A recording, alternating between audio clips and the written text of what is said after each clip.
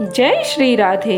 21 जुलाई 2025 सोमवार को श्रावण कृष्ण एकादशी श्री कामिका एकादशी है और अगले दिन पारण 22 जुलाई मंगलवार को प्रातः 5:45 बजे से 6:15 बजे तक का है।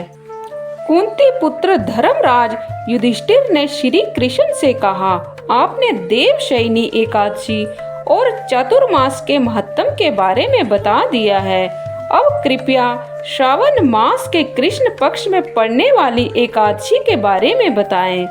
श्री कृष्ण ने कहा, हे युधिष्ठिर, इस एकादशी की कथा एक समय स्वयं ब्रह्मा जी ने देवर्षि नारद से कही है, अतः मैं भी तुमसे वही कहता हूँ। नारद जी ने ब्रह्मा जी से श्रावण मास के कृष्ण पक्ष की एकादशी की कथा सुनने की इच्छा जताई थी। उस एकादशी का नाम, विधि और महत्व जानना चाहा था। ब्रह्मा जी ने कहा, हे नारद, श्रावण मास की कृष्ण एकादशी का नाम कामिका एकादशी है। इस एकादशी व्रत को सुनने मात्र से वाजपेय यज्ञ का फल मिलता है। इस तिथि पर शंख चक्र एवं गदाधारी श्री विष्णु का पूजन होता है। उनकी पूजा करने से जो फल मिलता है सो सुनो। गंगा, काशी, नैमिषारण्य और पुष्कर में स्नान करने से जो फल मिलता है वे फल विष्णु भगवान के पूजन से भी मिलता है।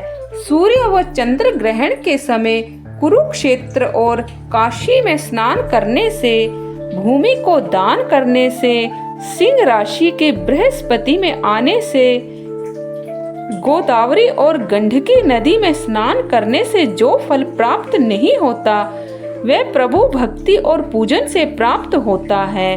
पाप से भयभीत मनुष्यों को कामिका एकादशी का व्रत अवश्य करना चाहिए। एकादशी व्रत से बढ़कर पापों के नाशों का कोई उपाय नहीं। स्वयं प्रभु ने कहा कि कामिका व्रत से कोई भी जीव कुयोनि में जन्म नहीं लेता। जो इस एकादशी पर श्रद्धा भक्ति से भगवान विष्णु को तुलसी पत्र अर्पण करते हैं वे इस समस्त पापों से दूर रहते हैं। हे नारद, मैं स्वयं श्री हरि की प्रिय तुलसी को सदैव नमस्कार करता हूँ। तुलसी के दर्शन मात्र से ही मनुष्य के समस्त पाप नष्ट हो जाते हैं और इसके स्पर्श से मनुष्य पवित्र हो जाता है। जिस प्रकार कमल के पत्ते से जल अलग रहता है, उसी प्रकार मानव भी एकादशी के प्रभाव से समस्त प्रकार के पाप से अलग हो जाता है तथा तुलसी वृक्ष को जल चढ़ाने से यमराज भयभीत हो जाता है तथा तुलसी वृक्ष को लगाने से भगवान श्री कृष्ण के समीप वास मिलता है। व्रत के पीछे क्या कथा है? एक कथा के अनुसार प्राचीन काल में किसी गांव में एक ठाकुर जी थे। क्रोधी ठाकुर का एक ब्राह्मण से झगड़ा हो गया और क्रोध में आकर ठाकुर से ब्राह्मण का खून हो जाता है। अतः अपने अपराध की क्षमा याचना हेतु ब्राह्मण की क्रिया उसने करनी चाहिए, परंतु पंडितों ने उसे क्रिया में शामिल होने से मना कर दिया और वह ब्रह्म हत्या का दोषी बन गया। परिणाम स्वरूप ब्राह्मणों ने भोजन करने से इनकार कर दिया।